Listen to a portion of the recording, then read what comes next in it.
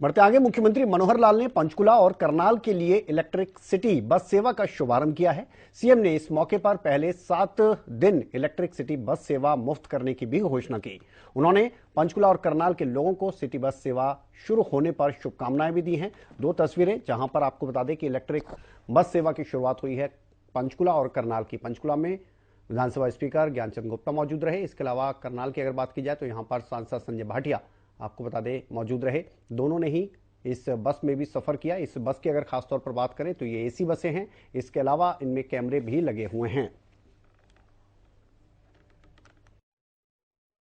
ये city electric bus service Haryana का ये प्रोजेक्ट मैं समझता हूं कि देश भर में एक अनोखा प्रोजेक्ट हमने शुरू किया कि जितने भी बड़े शहर हैं उन सब बड़े शहरों में जैसी आबादी बढ़ रही है, जैसे दबाव बढ़ रहा है, यातायात की आवश्यकता बहुत हो रही है।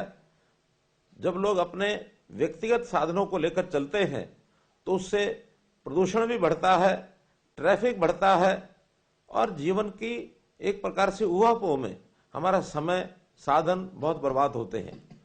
इन सब चीज़ों को ध्यान में रखते हुए जो पब्लिक ट्रांसपोर्ट सर्विस इसको बढ़ाने के लिए हमने इस बस सर्विस यानी सिटी बस सर्विस इसको शुरुआत की है। आज देश और दुनिया में प्रदूषण को कैसे कम किया जाए इस पर बहुत बड़ी बड़ी चर्चा हो रही है।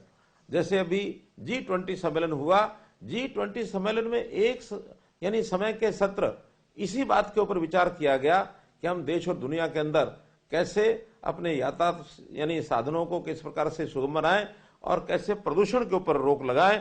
तो इस सफलतापूर्वक मेजबानी जो भारत ने की है उसका एक बड़ा विषय ये भी था।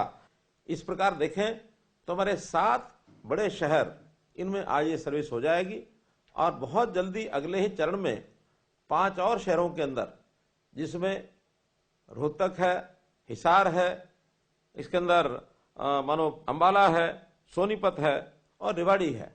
इन 5 बड़े शहरों में भी ये सर्विस बहुत जल्दी और शुरू की जाएगी। ये जो व्यवस्थाएं की हैं इसमें बसों की सुविधा ये भी ध्यान रखी गई है। 45 सीटर ये बसें होंगी, सीसीटीवी कैमरा भी उसमें लगेगा, यूएसबी सॉकेट भी उसमें लगा है ताकि आपातकालीन हमें अपना मोबाइल भी चार्ज कर सकते हैं। कोई भी आपातकाल आने पर उसमें एक बटन की सुविधा भी रहेगी और उसके अंदर किसी प्रकार की कोई आवश्यकता पड़ने पर जो सुरक्षा सुविधाएं ये भी प्राप्त हो पाएंगी। सिंगल चार्ज यानी चार्जिंग के बाद बैटरी पर चार्ज ये होगी तो एक सिंगल चार्ज में 200 किलोमीटर एक बार चार्ज के बाद ये बस चल पाएगी शहरों में। और शहरों के साथ जो हमारे कस्बे हैं उन कस्बों तक भी इनकी सर्विस ये शुरू करने का प्रावधान है। एक योजना और कल ही हमने शुरू की है, वो है हैप्पी योजना।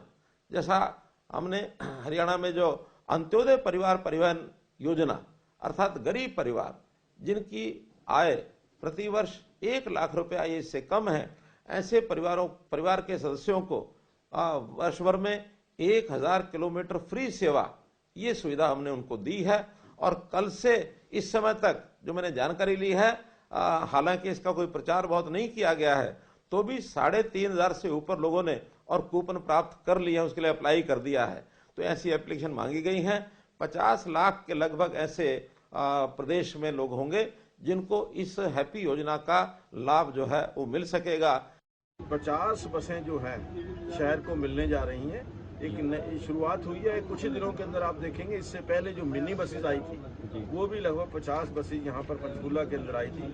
और पंचकूला के अंदर तो परिवहन सेवा का जो काल शुरू हुआ 2015 से शुरू हुआ। उससे पहले पंचकूला के अंदर कोई बस डिपो नहीं था, जिसके कारण पंचकूला बस सेवा का कहीं नाम नहीं था। लेकिन 2015 में आदरणीय मुख्यमंत्री जी ने, आदरणीय प्रधानमंत्री जी ने पंचकूला को बस डिपो दिया, वर्कशॉप दी 83 करोड़ रुपए की। और उसके पश्चात पंचकूला के जो चाहे वो शहर है, चाहे वो छोटे छोटे गांव हैं और या जिला के जो मुख्य स्टेशन है, हेडक्वार्टर्स हैं, सब स्थानों के लिए यहाँ से बसें हर रोज जा रही हैं। मैं मुख्यमंत्री जी का एक बार फिर